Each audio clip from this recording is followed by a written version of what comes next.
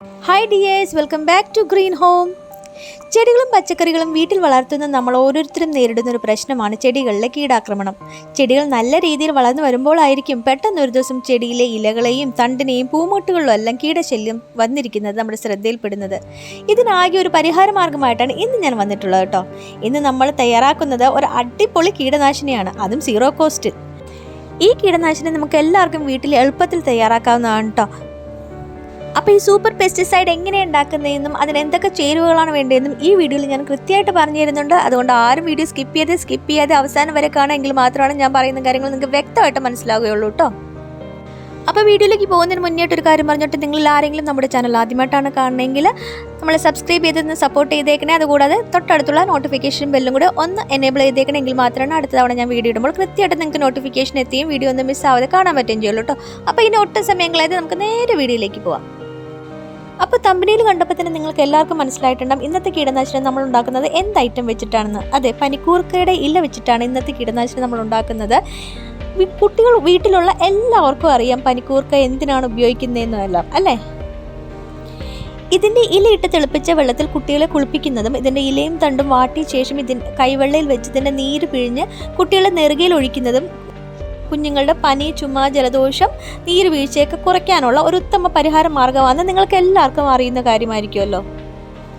പക്ഷെ നിങ്ങളിൽ എത്ര പേർക്കറിയാം പനിക്കൂർക്കയുടെ ഇല നല്ലൊരു കീടനാശിനി കൂടെയാണെന്ന്.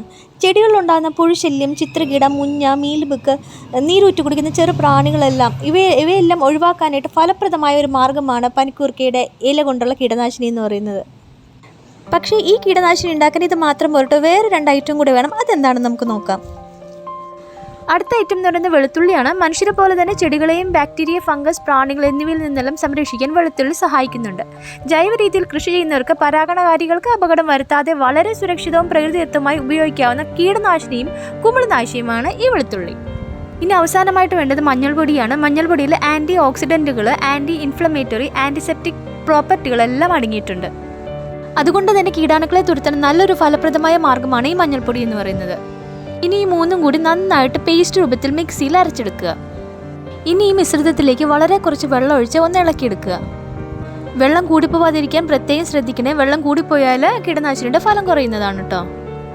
ഈ ലായനി നല്ല രീതിയിൽ ചെടികൾക്ക് സ്പ്രേ ചെയ്ത് കൊടുക്കുകയാണ് വേണ്ടത്. അതിന് വേണ്ടിയിട്ട് നമുക്ക് സ്പ്രേ ബോട്ടിലിൽ ഒഴിക്കാൻ വേണ്ടിയിട്ട് ഇതിനെ നന്നായിട്ടൊന്ന് അരിച്ചെടുക്കാം. ഇതിലെന്തെങ്കിലും കരടുകളുണ്ടെങ്കിൽ സ്പ്രേ ബോട്ടിൽ കംപ്ലൈൻ്റ് ആവാൻ ചാൻസ് ഉണ്ട്. അതുകൊണ്ട് നന്നായിട്ടൊന്ന് അരിച്ചെടുക്കുക. പുഴുശല്യം, ചിത്രകീടം, മുഞ്ഞ, മീലിബഗ്, നീരൂറ്റി കുടിക്കുന്ന ചെറു പ്രാണികൾ, ഉറുമ്പ് എന്നിൽ നിന്നും ശാശ്വത പരിഹാരമാണ് ഈ കീടനാശിനി. അതുകൊണ്ട് ഇത് ആഴ്ചയിലൊരിക്കൽ ചെടികൾക്ക് നൽകാനായിട്ട് നിങ്ങൾ പ്രത്യേകം ശ്രദ്ധിക്കണം. എന്തായാലും ഇത് ആഴ്ചയിലൊരിക്കൽ തന്നെ കൊടുത്തിരിക്കണം. കാരണം ദിവസങ്ങൾ മാറിപ്പോവാന്നുണ്ടെങ്കിൽ വീണ്ടും നമ്മൾ തുരുത്തിയ കീടങ്ങൾ വീണ്ടും ചെടിയെ ആക്രമിക്കാൻ ചാൻസ് ഉണ്ട്. അതുകൊണ്ട് ആഴ്ചയിലൊരിക്കൽ നിർബന്ധമായിട്ടും ഈ കീടനാശിനി നിങ്ങൾ ചെടികൾക്ക് അടിച്ചു കൊടുക്കേണ്ടതാണ്. തീർത്തും ചിലവില്ലാത്ത ഈ കീടനാശിനി നിങ്ങളെല്ലാവരും വീട്ടിൽ പരീക്ഷിക്കുമെന്ന് വിചാരിക്കുന്നു. ഈ വീഡിയോ നിങ്ങൾക്ക് ഇഷ്ടമായെങ്കിൽ, ഉപകാരപ്രദമായെന്ന് നിങ്ങൾക്ക് തോന്നുന്നുണ്ടെങ്കിൽ മറക്കാതെ ലൈക്ക് ചെയ്യുക, സബ്സ്ക്രൈബ് ചെയ്യുക, നമ്മളെ സപ്പോർട്ട് ചെയ്യുക. പിന്നെ എന്തെങ്കിലും നിർദ്ദേശങ്ങളുണ്ടെങ്കിൽ കമൻറ്റ് ബോക്സിൽ അത് രേഖപ്പെടുത്താനും മറക്കരുത്. അപ്പോൾ ഇതുപോലുള്ള നല്ലൊരു വീഡിയോ ആയിട്ട് വീണ്ടും വരുന്നതായിരിക്കും. Bye from Reena.